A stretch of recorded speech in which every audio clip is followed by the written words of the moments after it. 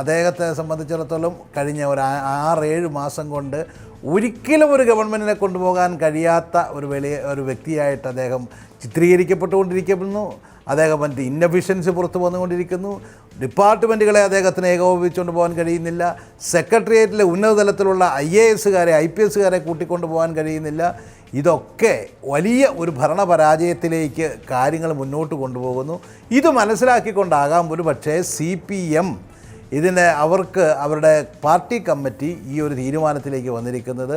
മറ്റുള്ള ഘടകകക്ഷികളെ പ്രത്യേകിച്ച് CPIയെ ഒന്ന് ഒതുക്കുക, ഒന്ന് പിടിച്ചു നിർത്തുക, അതല്ലെങ്കിൽ അവരുടെ ഇതുപോലെയുള്ള ഓരോ ദിവസത്തെയും ഈ കമ്മിറ്റി കൂടിയിട്ടുള്ള വാർത്തകൾ പുറത്തുവിടുന്ന പണി ഒന്ന് അവസാനിപ്പിക്കുക, അവരുടെ മന്ത്രിമാരെ ഒന്ന് എക്സ്പോസ് ചെയ്ത് കാണിക്കുക തുടങ്ങിയിട്ടുള്ള ലക്ഷ്യങ്ങളും ഒരു പക്ഷേ CPMൻ്റെ ഈ പറയുന്ന കത്തിലൊക്കെ ഉണ്ടാകാൻ സാധ്യതയുണ്ട് എന്നാണ് ഞാൻ മനസ്സിലാക്കുന്നത്.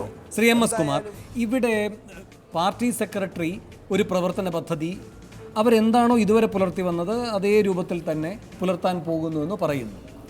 എന്ന് വെച്ചാൽ അവർക്കൊരു ആക്ഷൻ പ്ലാൻ ഉണ്ട്. അതിന് നേർവിപരീതമായൊരു ആക്ഷൻ പ്ലാൻ ഇവിടെ CPM തീരുമാനിച്ച് കഴിഞ്ഞിരിക്കുകയാണ്. ഇവിടെ 1 വർഷം കഴിഞ്ഞ് വിലയിരുത്താം, 1 വർഷത്തെ സാവകാശമെടുത്തുള്ള പദ്ധതികൾക്ക് രൂപം കൊടുക്കുമ്പോൾ അവിടെ പറയുകയാണ് ഇത് ഘടകകക്ഷികളുടെ മാത്രം പ്രവർത്തനങ്ങളെ പറ്റിയുള്ള പരിശോധനയിലേക്ക് പോകണം, മാസം മാസം ചേർന്ന് സർക്കാരിൻ്റെ പ്രവർത്തനം വിലയിരുത്തണം, ഇങ്ങനെയുള്ള കാര്യങ്ങൾ. ഇത് ഏതാണ് നടക്കാൻ പോകുന്നത്? ഇവിടെ ഒരു കാര്യം, ഇവർ പുറമേക്ക് എന്തൊക്കെ പറഞ്ഞാലും കേരളത്തിലെ CPI നേതാക്കൾ വളരെ നിരാശരും ദുഃഖിതരുമാണ്. CPIയുടെ ഒരു സുവർണകാലം എന്ന് പറയുന്നത് 1970 മുതലുള്ള ഒരു ദശാബ്ദക്കാലമാണ്. അവർ താരതമ്യേന ആ മുന്നണിയിലെ ജൂനിയർ പാർട്ട്ണറായിരുന്നിട്ട് പോലും 2 മുഖ്യമന്ത്രിമാരെയാണ് ആ കാലഘട്ടത്തിൽ കോൺഗ്രസ്, ഇവരെ ഇരട്ടി സീറ്റുണ്ടായിരുന്ന കോൺഗ്രസ് ഇവർക്ക് നേതൃത്വം കൊടുത്തുണ്ടായിരുന്നത്. അങ്ങനെ രാഷ്ട്രീയ ദന്തഗോപുരത്തിൽ കഴിഞ്ഞിരുന്ന CPI ഇടതുപക്ഷ ഐക്യമെന്ന വിശാലമായ സ്വപ്നത്തിന് വേണ്ടിയാണ് അതെല്ലാം ഉപേക്ഷിച്ച് ഈ പാളയത്തിലേക്ക് വന്നത്.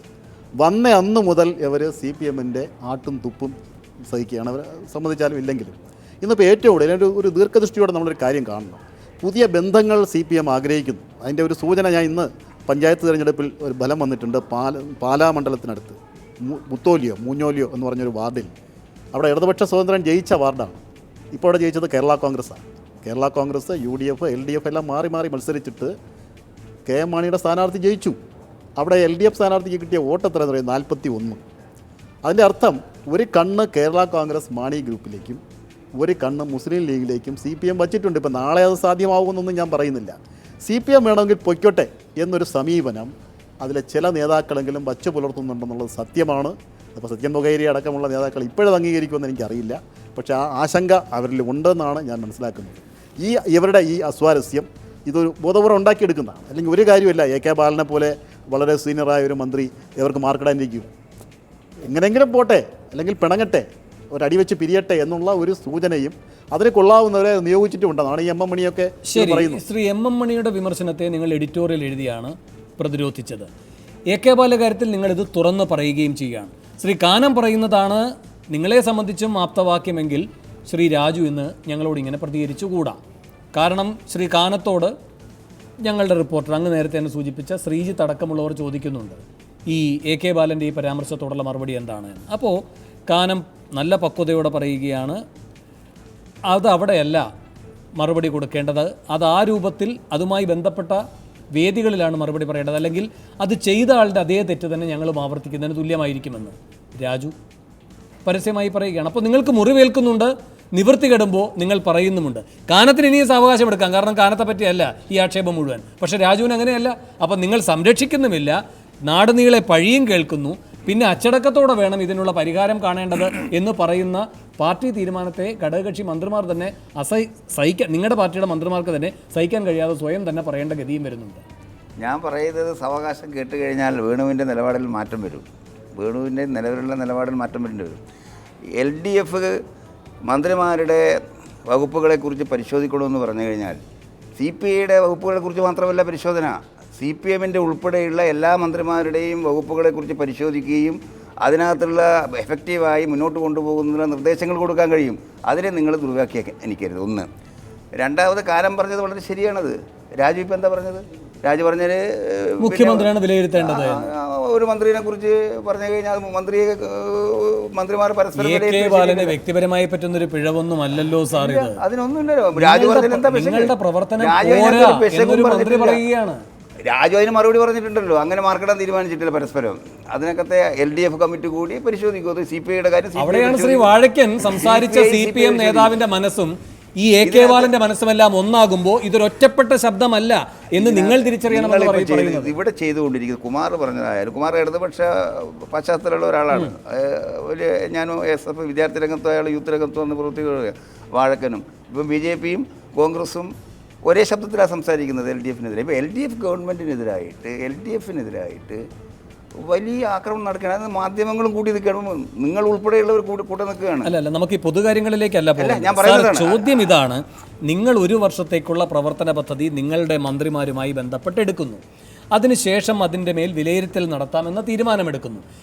ഇവിടെ പ്രതിപക്ഷം പോലും പറയുകയാണ് 6 മാസം കൊടുത്തേക്കാമെന്ന്. പക്ഷേ അതുപോലും നിങ്ങളുടെ കാര്യത്തിൽ ഈ പ്രധാനപ്പെട്ട കക്ഷി തരാൻ തയ്യാറല്ല. ഇപ്പോൾ തന്നെ വിലയിരുത്തലുകൾ നടത്തുകയാണ്, കൊള്ളില്ല എന്ന് പറയുകയാണ്. എൻ്റെ പ്രിയ വേണു, ഇത് LDF നിലവിൽ വന്നതിന് ശേഷം LDF ഗവൺമെൻറ് ഉണ്ടായത് മുതൽ തന്നെ LDF വകുപ്പുകൾ റിവ്യൂ ചെയ്യാറുണ്ട്. നിങ്ങൾക്കൊരു പുതിയ വിവരമായിരിക്കും. ശ്രീജിത്തിന് പുതിയ വിവരമാണ്. എൻ്റെ നിങ്ങളത് മനസ്സിലാക്കി പറയുന്നത് സത്യം മനസ്സിലായിട്ട് നിങ്ങൾ ഒരു വർഷം എടുക്കുന്നു. ഇവർ പറയുകയാണ് പ്രത്യേകം അത് പരിശോധിക്കണമെന്ന്. 6 മാസത്തെ സാവകാശം പ്രതിപക്ഷം പോലും കൊടുക്കുന്നു. പക്ഷെ അപ്പോൾ തന്നെ അതിനോടകം തന്നെ മന്ത്രിയായിരിക്കുന്നയാളും മന്ത്രിയാകാനിരുന്നയാളും ഒക്കെ നിങ്ങളുടെ കഴിവുകേടിനെ പറ്റി പറയുന്നു. ഇതൊക്കെ നിങ്ങളുടെ പ്രചരണത്തിന്റെ ഭാഗമാണ്. LDFനകത്ത് ഇതുവരെ ഒരു ചർച്ച വന്നിട്ടില്ലല്ലോ, ക്യാബിനറ്റിനകത്ത് ഇങ്ങനെ ഒരു ചർച്ച വന്നിട്ടില്ല. അത്തരം അഭിപ്രായങ്ങളൊന്നും LDF ഞങ്ങൾ മുഖവിലേക്ക് എടുക്കുന്നില്ല. അങ്ങനെ ഉത്തരവാദപ്പെട്ടവർ പറയുമ്പോൾ ഞങ്ങളത് ഗൗരവം എടുക്കും. അല്ലാതെ അവിടുന്ന് ഇവിടുന്ന് കേൾക്കുന്നതിനെ കുറിച്ച് അഭിപ്രായം പറയുന്ന ഒരു പാർട്ടിയല്ല CPI വളരെ മെച്യൂർഡായിട്ടുള്ള പൊളിറ്റിക്കലായിട്ടുള്ള കാര്യങ്ങളെക്കുറിച്ച് വളരെ ഗൗരവമായി വീക്ഷിക്കുന്ന ഒരു പാർട്ടിയാണ്. LDFനെ മുന്നോട്ട് കൊണ്ടുപോകുന്നതിന് വേണ്ടി വലിയ സംഭാവന നൽകിയിട്ടുള്ള പാർട്ടിയാണ്. LDF രൂപീകരിക്കുന്നതിന് വേണ്ടി ഈ സർക്കാരിനെ അല്ല വിമർശിക്കുന്നത്, പോലീസിന്റെ വീഴ്ചകളെയാണ് എന്നൊക്കെ പറഞ്ഞ് എത്രയൊക്കെ വെള്ളപൂശാൻ ശ്രമിച്ചാലും ആത്യന്തികമായി പോലീസിനെ വിമർശിക്കുമ്പോൾ അതിന്റെ ചുമതലയുള്ള ഒരു മന്ത്രിയും കൂടെ ഉണ്ടല്ലോ, മുഖ്യമന്ത്രി. അദ്ദേഹത്തിന്റെ പ്രവർത്തനങ്ങളോടുള്ള ഒരു ഭാഗിക വിമർശനം തന്നെയാണ്. നിങ്ങൾ ഇനി എന്തൊക്കെ പറഞ്ഞാലും അപ്പോൾ അങ്ങോട്ട് കൊട്ടുമ്പോൾ തിരിച്ചിങ്ങോട്ടും കിട്ടുന്നതാകുമോ ഇനി ഇത്?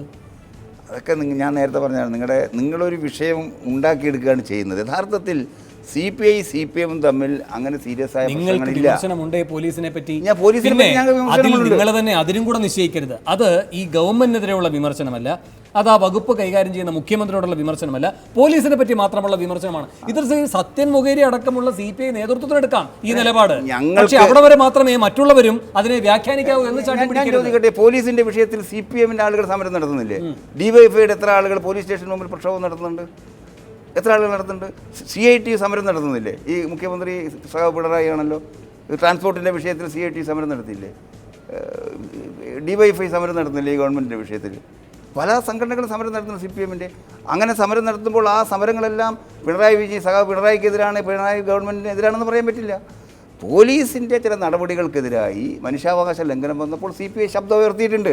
അത് ഈ ഗവൺമെൻറ്റിനെതിരായിട്ടുള്ള ശബ്ദമല്ലത്, ഇതിനെ കറക്റ്റ് ചെയ്യാൻ വേണ്ടിയാണത്. ഈ ഞങ്ങൾ ഉയർത്തുന്ന ശബ്ദങ്ങൾ LDF ഗവൺമെൻറ്റിൻ്റെ നയങ്ങളെ ശരിയായ ദിശയിലേക്ക് കൊണ്ടുപോകാൻ വേണ്ടി ഇനി ഇടപെടും. ഇനി ഇത്തരം വിഷയങ്ങൾ വരുമ്പോൾ ധൈര്യമായി ഞങ്ങൾ ഇടപെടും. ശരി, ഞാൻ ഇടവേളയിലേക്ക് പോകുന്നു. ഇടവേളയ്ക്ക് ശേഷം സൂപ്പർ പ്രൈം ടൈം ചർച്ച ചെയ്യുന്നത് വകുപ്പിൻ്റെ കാര്യത്തിലെ കടന്നുകയറ്റത്തെ സാരമാക്കാതിരിക്കുന്ന CPIക്ക് ഡയറിയിലെ അച്ചടിപ്പിശകാണോ അതിനേക്കാൾ അസഹ്യം? ഇടവേളയ്ക്ക് ശേഷം.